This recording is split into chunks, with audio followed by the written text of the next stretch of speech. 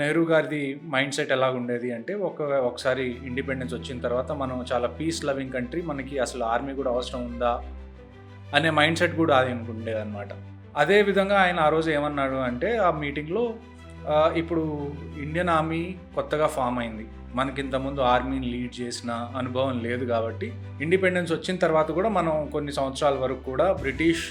జనరల్స్నే మన ఇండియన్ ఆర్మీకి చీఫ్గా ఉంచాలని చెప్పి ఆయన ప్రతిపాదించారు. ఇంతలో సడన్గా లెఫ్టినెంట్ జనరల్ నాథూ సింగ్ రాఠోర్ గారు లేచి ఏమన్నారంటే, ఆ రకంగా చూసుకుంటే మనం కూడా ఈ దేశాన్ని పాలించడం రాదు కదా, మీరెందుకు ప్రైమ్ మినిస్టర్ అవుతున్నారు, వేరే ఎవరినన్నా ప్రైమ్ మినిస్టర్ని చేయండి బ్రిటిష్ వాళ్ళని అన్నారు. ఆ మాట వినగానే ఒక్కసారిగా నెహ్రూ గారికి అర్థం కాలేదు ఏం మాట్లాడడం. టు సేవ్ హిస్ ఫేస్ ఆయన ఏమన్నారు, సరే మీరు అవుతారా చీఫ్ ఆఫ్ ఆర్మీ స్టాఫ్ అని చెప్పి నాథూ సింగ్ రాఠోర్ గారిని అడిగారు. అప్పుడు లెఫ్టినెంట్ జనరల్ నాథూ సింగ్ రాఠోర్ గారు ఏమని చెప్పారు అంటే, నేను కాదు సార్, ఇక్కడ నాకన్నా క్వాలిఫైడ్ మా అందరిలో ది బెస్ట్ ఎవరైతే ఉన్నారో ఆయన జనరల్ కేఎం కరియప్ప గారు,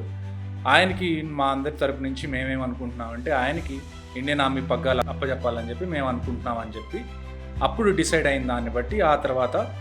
జనవరి 15th, 1949 అంటే ఆల్మోస్ట్ మనకి ఆగస్ట్ 15th, 1947 మనకి ఇండిపెండెన్స్ వస్తే